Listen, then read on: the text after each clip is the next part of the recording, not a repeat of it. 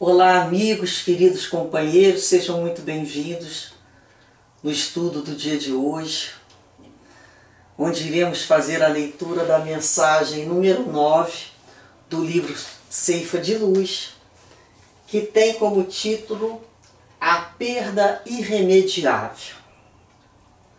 Mensagem trazida a todos nós pelo Espírito Emmanuel. Que possamos pedir a Deus um envolvimento de proteção e de entendimento no estudo de hoje, que todos nós encontremos dentro dos nossos corações e mentes links, que a gente pode dizer, ligações com esse tema, pois nós somos muito parecidos em nossas dificuldades. E as mensagens trazidas são justamente para nos fazer crescer e vencer tais dificuldades. Cada um no seu patamar de dificuldade, podemos dizer assim, na sua graduação de dificuldades. Mas todas nós, nessas mensagens, nos encontramos com características que nos dizem respeito, por afinidade. Que Deus então nos proteja, que os mentores e guias espirituais possam aproveitar desse momento para nos fazer refletir dentro dos nossos corações. Então essa mensagem, Emmanuel inicia com a carta de Paulo aos Efésios, no capítulo 5, versículo 15, em que o apóstolo diz: portanto, vede como andais. Aprende a ver como Cristo as dificuldades e as dores que te rodeiam, a fim de não empobreceres o próprio coração à frente dos tesouros com que o Senhor nos enriquece a vida. Muitas vezes, a calúnia que te persegue é a força que te renova a resistência para a vitória do bem. E quase sempre a provação que te sitia no cárcere do infortúnio é apenas o aprendizado benéfico a soerguer-te das trevas para a luz. Em muitas ocasiões, a mão que te nega alimento transforma-se em apelo ao trabalho santificante, por meio do qual encontrarás o pão abençoado pelo suor do próprio rosto e, por vezes numerosas, o obstáculo que te visita impiedoso é simples medida de esperança e da fé, concitando-te a superar as próprias fraquezas. O ouro, na maioria dos casos, é pesada cruz de aflição nos ombros daqueles que o amealham, e a evidência do mundo, frequentemente, não passa de ergástulo em que a alma padece angustiosa solidão. Descerra a própria alma a riqueza divina, esparsa em todos os ângulos do campo em que se te desdobra a existência, e incorporemo-la aos nossos sentimentos e ideias, palavras e ações, para que todos que nos palmilham a senda se sintam ricos de paz e confiança, trabalho e alegria. Lembra-te de que a morte, por meirinho celeste, tomará contas a cada um. Recorda que os mordomos da fortuna material, quanto as vítimas da carência de recursos terrestres, sábios e ignorantes, sãos e doentes, felizes e infelizes, comparecerão ao acerto com a justiça indefectível. E guarda contigo a certeza de que a única flagelação irremediável é aquela do tempo inútil na caminhada humana. Porque afetos e haveres, oportunidades e valores, lições e talentos voltam, de algum modo, às nossas mãos, através das reencarnações incessantes. Mas a hora perdida é um dom de Deus que não mais voltará. Portanto, vamos ver como é que nós estamos andando, para não termos essa perda irremediável que Emmanuel nos chama aqui a pensar. Porque todos nós passamos por dificuldades e dores. Qual de nós não passa? Todos passamos por momentos de dificuldades e dores. E ele nos fala aqui que essas dificuldades e dores são justamente situações que nos farão crescer. Quando nós, às vezes, estamos com uma vida muito sem problema, a gente mesmo vai buscar problema. Já reparou como é que a gente faz? A gente vai criar problema. Nós ainda somos espíritos imaturos. Então, quando nós não estamos no trabalho, afincado com entendimento do que precisamos trabalhar dentro de nós, as situações vão se dando como na vida de todo mundo. É um reencontro com as dificuldades de ontem, de outras reencarnações, reajuste com a lei, é o aprendizado de uma prova nova que nós precisamos ter, inúmeras situações.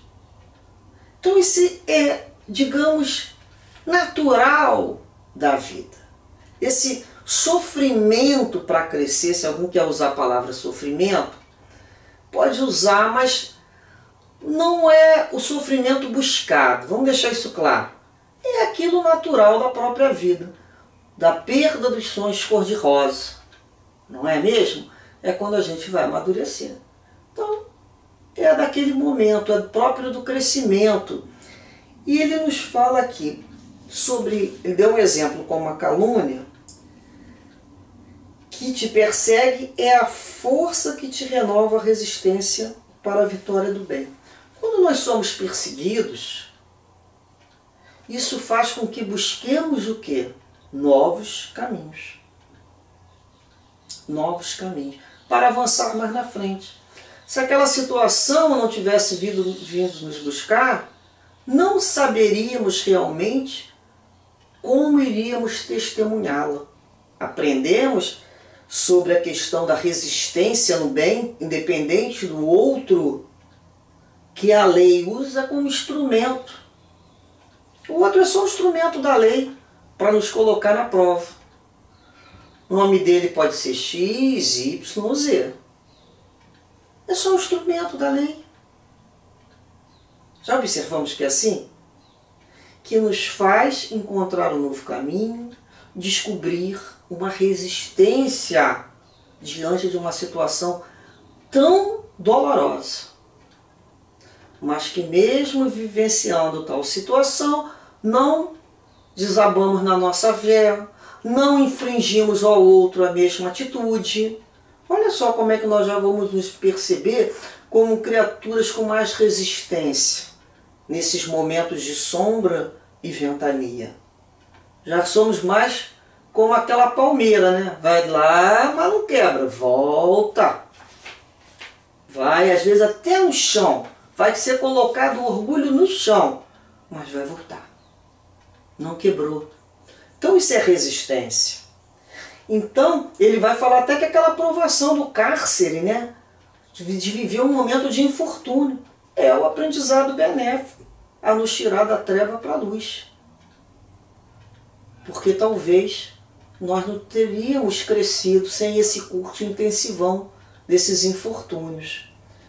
Então ele vai dar o exemplo da mão que nos nega um alimento, que nos faz de trabalhar para ter o pão abençoado de cada dia, não é? Se nós recebêssemos o alimento que nem um maná caindo em cima da gente, será que a gente ia sair em direção de buscar atividades para que, com dignidade, para abençoar o pão de cada dia? Então ele vai falar, né? O obstáculo que muitas vezes nos visita, impiedoso. Obstáculo, às vezes, na nossa saúde, um problema na nossa família, uma desavença. São situações que nos pedem ali a esperança e a fé, a superar aquelas situações e as nossas próprias fraquezas diante daquela tal situação, daquele obstáculo. Percebemos o quanto nós precisamos nos alimentar de boas palavras, de bons pensamentos, de boas resoluções. É aquela situação da alma que está no esforço. Caí, vou levantar novamente. Não tem outra opção. Não vou ficar chorando lá na calçada da vida. Não tem lágrima que faz ninguém mudar. Se não arregaçar as mangas e não começar tudo de novo, não vai vir esse milagre. Ajuda-te para que o céu possa te ajudar. Então é a nossa parte. Qual é a minha parte? Limpar os joelhos, cheio ali de machucado, secar a lágrima dos olhos, dar aquela respirada profunda e falar, vou adiante. Se o plano A não deu certo, eu devo ter o plano B, eu tenho plano C, plano D, eu tenho vários planos, mas desistir eu não vou. Então a gente já começa a perceber como é que nós estamos mais firmes nas nossas resoluções. Não basta uma simples situação para nos tirar, né, a vontade de prosseguir com o Cristo.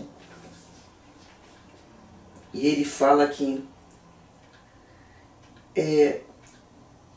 para a gente lembrar, né, que a morte, lembrar da morte como um meirinho celeste, tomará conta de cada um. O meirinho, antigamente, né, era um nome dado ao oficial de justiça.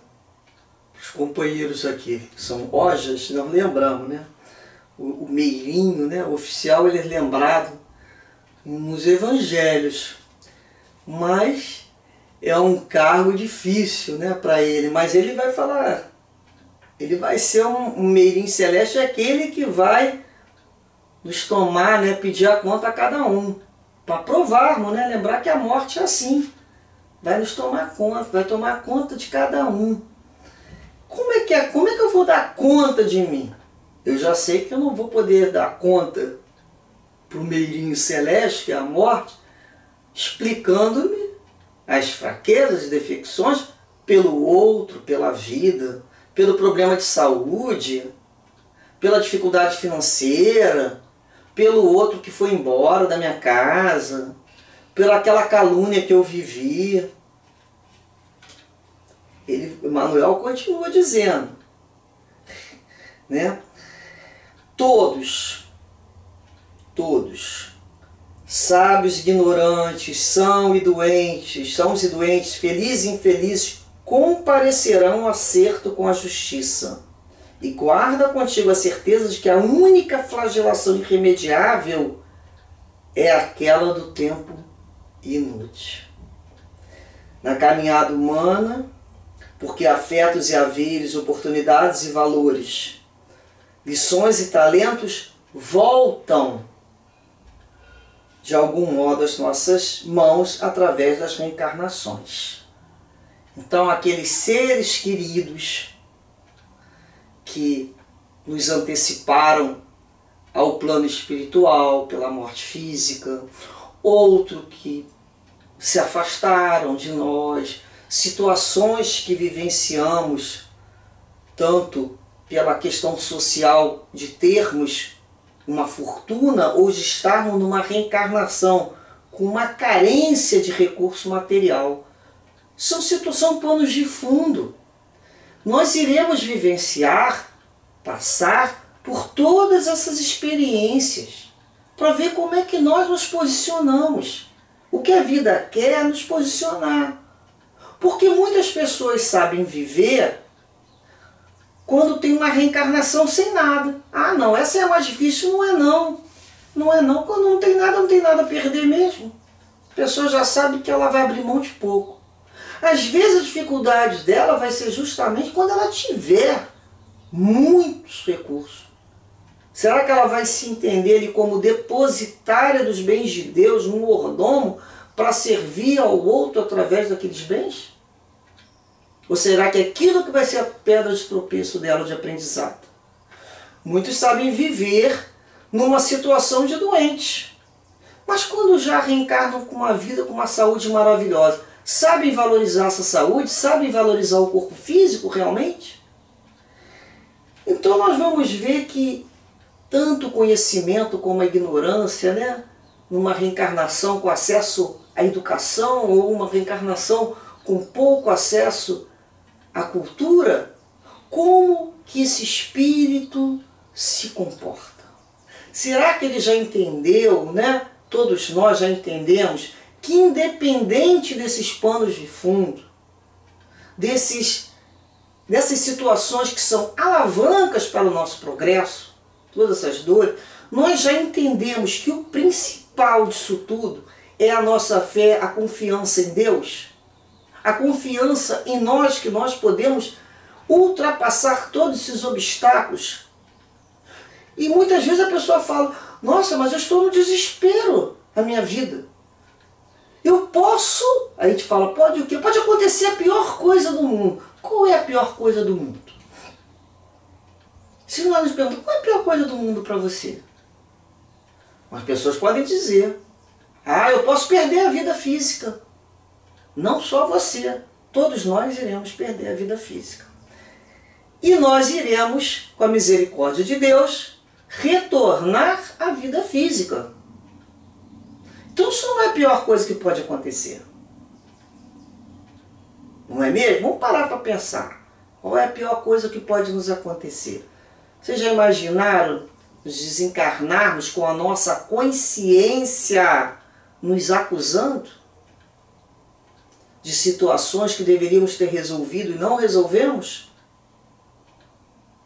Desavenças por bagatela, porque a nossa imaturidade espiritual ainda nos aprisiona dessa maneira a esse tipo de existência?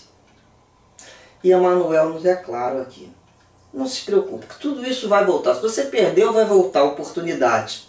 A única coisa que não vai voltar, porque até a vida, a misericórdia divina, nos dá mais uma oportunidade. Deus é tão bom que nos oferece sempre a oportunidade de recomeçar. Sempre. Sempre. A única coisa que não volta é a hora perdida. É aquela sensação que eu tive oportunidade e não fiz. A gente fala passo, né? Como se fosse aquele jogo de tabuleiro. Eu passo. Eu passo na vida. A gente abriu mão de uma oportunidade. Isso não volta.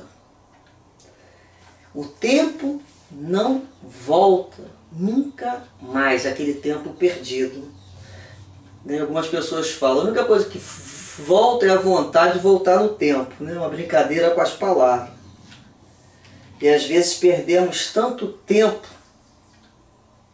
com o tempo que já se foi. Em vez de usar o tempo para a construção do hoje, ficamos lá na depressão lembrando melancolicamente do tempo que se passou. Ou na ansiedade, imaginando o tempo que ainda não chegou. Esquecidos, como Eclesiastes ensinou, que tudo tem o seu tempo. Quantas vezes ao recepcionar do socorro espiritual, dos trabalhos de desobsessão, nas casas espíritas, aquele companheiro vem ali trazer a sua dor, a sua dificuldade. Quase sempre o que ele traz de experiência é a dor do tempo perdido.